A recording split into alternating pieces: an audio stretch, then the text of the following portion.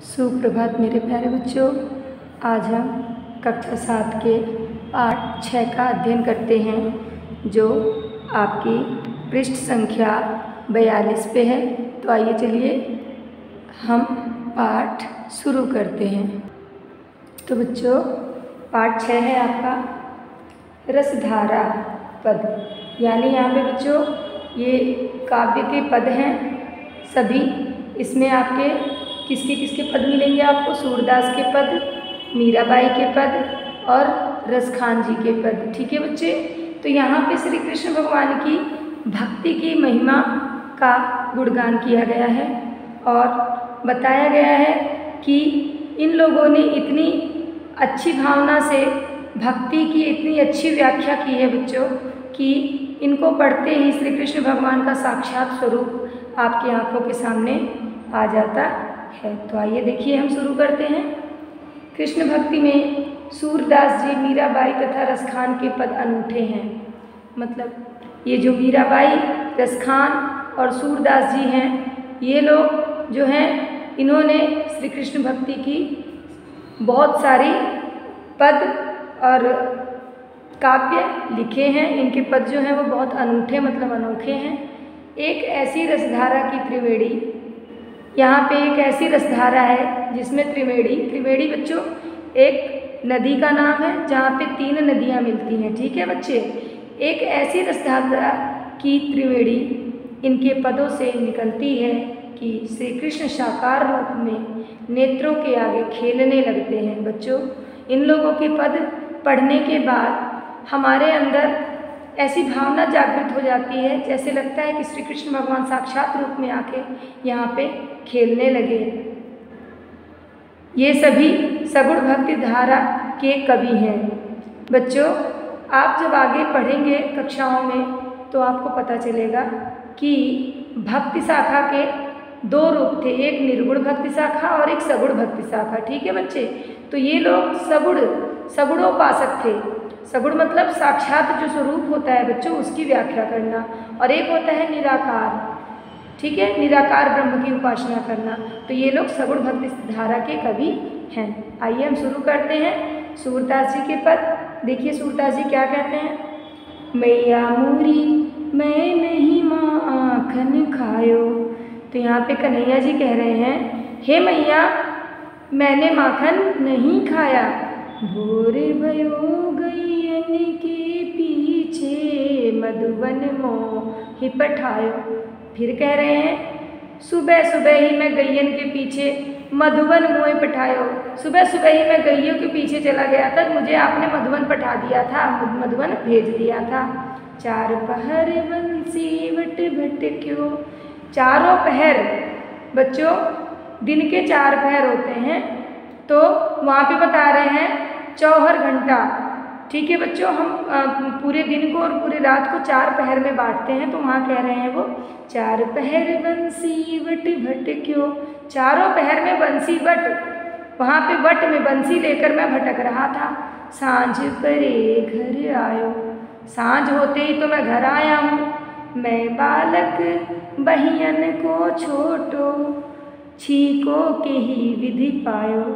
फिर कह रहे हैं, हे मैया मेरे तो छोटे छोटे हाथ हैं, छीको के ही विधि पायो। छीको एक पात्र होता है बच्चों जिसमें मक्खन रख के ऊपर टांग दिया जाता है, यानी एक खूंटी होती है बच्चों जो दीवार से लगी होती है, उस पर उसे लटका दिया जाता है। ठीक है। ग्वाले बाल सब बैर पड़े हैं। जो ग्वाल बाल हैं वो सारे क्या है, मेरे बैरी हो गए हैं। बरबस मोह लिपटायो। मेरे मुख लिपटा दो। बच्चों यहाँ पे वो कह रहे हैं कि बरबस मतलब मुझे बेबस पाकर मेरे मुख में भी उन लोगों ने लिपटा दिया मक्खन और मुझे लगा दिया। जिय तेरे कछु भेद उपजी हैं, जाली पर आयो जायो। हे मैया तुम्हें मुझे समझना चाहिए, इसमें भेद नहीं करना चाहिए, तुम पराये लोगों पे विश्वास कर रही हो। यह ले अपनी लकुट कमरिया बहुत ही नाच नचायो। ये लो मैया अपनी लकुटी ले लो और ये कमरिया ले लो, बहुत नाच नचाया आपने। सूरदास तब बहस यशोदा लयुर कंठ लगायो। फिर कहते हैं सूरदास जी, तब मैया यशोदा वहाँ पे बहसती हुई अपने लल्ला को, अपने कान्हा को लेकर उरकंठ लगायो, गले लगा लेती हैं। इस प्रकार वो अपने कान्हा की बात को मान जाती हैं। ठीक है बच्चों, यह कितना अनुपम वर्णन किया गया है कन्हैया जी का और यशोदा मैया का। नेक्स्ट देखिए बच्चों, सूरदास का ये हो चुका। अब देखिए किसका है, ये मीराबाई का। पायो जी मैं तो राम रतन धन पायो। मीराबाई जी कहती हैं कि पायो जी मैं तो राम रतन धन पायो, मैंने तो राम नाम का जो रतन है, जो धन है, वो मैंने पाया है। वस्तु अमूलक दी मेरे सतगुरु, कर कृपा पढ़ायो। बच्चों, ये राजस्थानी भाषा का यहाँ पे समावेश है बच्चे। ये पूरी हिंदी के साथ साथ इन्होंने राजस्थानी भाषा का भी इसमें प्रयोग किया है। ये देखिए यहाँ पे लिखा है अपढ़ायो। अपढ़ायो मतलब अपनाया। यहाँ पे कह रही हैं वस्तु अमोलक, ऐसी वस्तु दी है भगवान जी ने मेरे को, अमोलक जो अनमोल है, मेरे सतगुरु ने दी है मुझे ये अमोल वस्तु। कर कृपा अपनायो, मुझ पे कृपा करके मुझे दिया है और मैंने उसे अपनाया है। अर्थात वस्तु मेरे गुरु जी ने कृपा करके मुझे दी है और मैंने उसे अपना लिया है।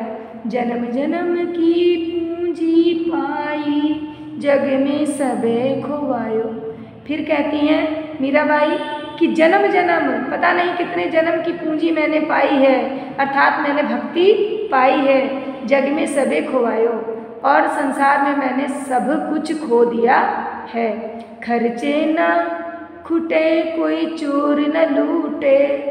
बच्चों कह रही हैं कि ऐसा धन मैंने पाया है जो खर्च करने से ना खुटे, मतलब कम हो, कोई चोर न लूटे और ना उसे कोई चोर लूटने वाला है। दिन दिन बढ़त सवायो, और दिन प्रतिदिन वो सवैये में बढ़ता चला जाता है। सत की नाम खेवटिया सतगुरु, भव सागर तर आयो। सत की नाव खेवटिया सतगुरु, कह रही हैं कि जो सत्य की नाव है उसको खेने वाले मेरे गुरु हैं। अर्थात बच्चों, बिना गुरु के ज्ञान नहीं होता है। गुरु के ज्ञान से ही मेरी नाव जो है वो पार होगी। भव सागर तर आयो, मैं भव सागर भी तर जाऊंगी, यानी भव सागर भी मैं पार हो जाऊंगी। मीरा के प्रभु गिरधर नागरी, हर्ष हर्ष जस गायो। फिर कह रही है मीराबाई, मेरे प्रभु जो है वो गिरधर नागर है, मैं खुशी खुशी उनका यश गाऊंगी और गाती ही रहूंगी। इस प्रकार बच्चों, मीराबाई का ये बहुत ही मनोरम, बहुत ही अनूठा वर्णन है यहाँ पर कृष्ण भगवान जी के लिए। आगे देखिए, आगे रसखान जी की कविता है। रसखान जी का यहाँ पे पद है, देखिए। धूरी भरे अति शोहत श्याम जु, तैसी बनी सिर सुंदर चोटी। खेलत खात फिरे अंगना, पग पैजनी बाजती पीर कछोटी। वाछवि को रस खान बिलोकत, वारत काम कला निधि कोटी। काग के भाग बढ़ कहा कहिए, हरि हाथ सो ले गयो माखन रोटी। यहाँ पे कह रहे हैं कृष्ण भगवान की महिमा का गुणगान करते हुए बता रहे हैं, धूरी भरे अति शोभित श्याम जू, धूल में लिपटे हुए हमारे जो श्याम जी हैं, हमारे कन्हैया जी जो हैं, वो बहुत ही शोभायमान हो रहे हैं। तैसी बनी सिर सुंदर चोटी, और उनके सिर पर एक सुंदर सी चोटी भी बनी हुई है। खेलत खात फिरे अंगना, खेल रहे हैं, खा रहे हैं, अंगना में घूम रहे हैं। पग पैजनी बाजत पीर कछौटी, उनके पैरों में पैजनी बाज रही है और उनकी कमर पे करधनियाँ भी बज रही है। वाह छवि को रस खान विलोकत, ऐसी छवि को रसखान कवि जी विलोकत मतलब देख रहे हैं। वारत काम कला निधि कोटि, इस प्रकार वो शोभायमान हो रहे हैं जैसे यहाँ पे करोड़ों कामदेव की कला जो है वो यहाँ पर कम पड़ गई हो, यानी कि करोड़ों कामदेव यहाँ पर वारे जाएं भगवान जी के इस सुंदर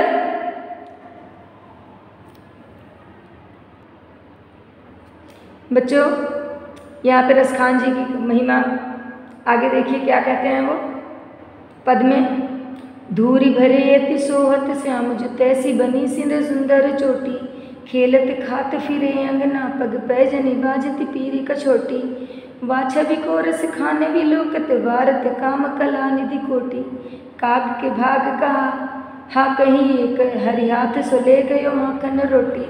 यहाँ पे कह रहे हैं कि हमारे जो कान्हा जी हैं वो धूल में सने हुए हैं, धूल में लिपटे हुए हैं और उनके सिर पर भी एक सुंदर सी चोटी बनी हुई है।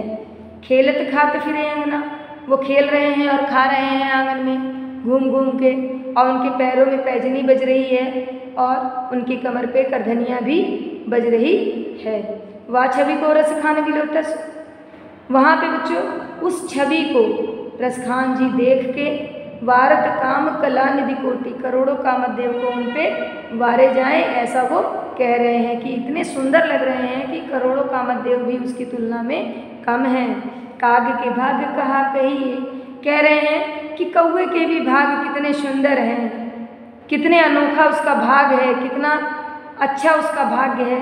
हरि हाथ से ले गए माखन रोटी, कन्हैया जी हाथ में मक्खन रोटी खा रहे थे, उनके हाथ से वो मक्खन रोटी लेकर चला गया। इस प्रकार बच्चों यह आपके यहाँ पे त्रिवेणी रसधारा है। सूरदास जी, मीराबाई और रसखान, इन तीनों ने यहाँ पे श्री कृष्ण भगवान का बहुत ही सुंदर और अनुपम वर्णन किया है। तो बच्चों मैं आशा करती हूँ आपको ये समझ में आया होगा। और भगवान की भक्ति व्यक्ति में सकारात्मक ऊर्जा का संचार करती है। बच्चों जब हम हर तरह से हार जाते हैं तो अंत में हम भगवान की ही शरण में जाते हैं, तब उस समय हमें एक आंतरिक ऊर्जा मिलती है, यानी एक सकारात्मक ऊर्जा मिलती है बच्चों कि अब मेरा सब कुछ सही होगा। ठीक है बच्चे, तो इसलिए हमें भक्ति भावना में भी विश्वास रखना चाहिए। आगे देखिए बच्चों, आओ अभ्यास करें। मौखिक प्रश्न, सूरदास जी कृष्ण की किस अवस्था का वर्णन कर रहे हैं? बच्चों यहाँ पे कौन सी अवस्था है? बाल्यावस्था। ठीक है, कृष्ण किसे दोष दे रहे हैं? ये कृष्ण भगवान किसको दोष दे रहे हैं भाई? ग्वाल बालों को। ठीक है, सचमुच मटकी किसने फोड़ी है? वास्तव में तो मटकी कान्हा जी ने ही फोड़ी है। कृष्ण झूठ क्यों बोल रहे हैं? अपनी मैया से बचने के लिए।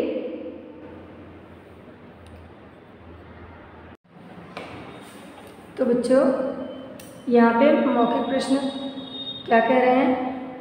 रसखान जी की श्याम की लंगोटी कछोटी किस रंग की है? कछोटी पीरी, पीरी मतलब पीली। ठीक है बच्चों, पीली है कछोटी। कछोटी वो जंघिया टाइप का होता है बच्चों, जो ऐसे छोटे बच्चों को बांध दिया जाता है, लुंगी टाइप का, उसे कहते हैं। ठीक है, लंगोटी। ठीक, मीरा को क्या अनमोल वस्तु मिल गई है? बच्चों क्या मिल गई है? राम का नाम। क्या मिला है? राम का नाम। मीरा की नाव का खिवटिया कौन है? मीरा की नाव की खिवटिया है सतगुरु। कौन है बच्चों? सतगुरु। रसखान के श्याम कहाँ खेल रहे हैं? रसखान के श्याम कहाँ खेल रहे हैं बच्चों? धूल में। किसमें? धूल में, बाहर। आगे सोचिए और उत्तर दीजिए। इसी प्रकार बच्चों ये बहुत सारे आपके प्रश्न हैं, इन्हें आप अपने PDF के माध्यम से करेंगे। इसे पढ़ें, दोहराएं और समझें। तब तक के लिए धन्यवाद बच्चों।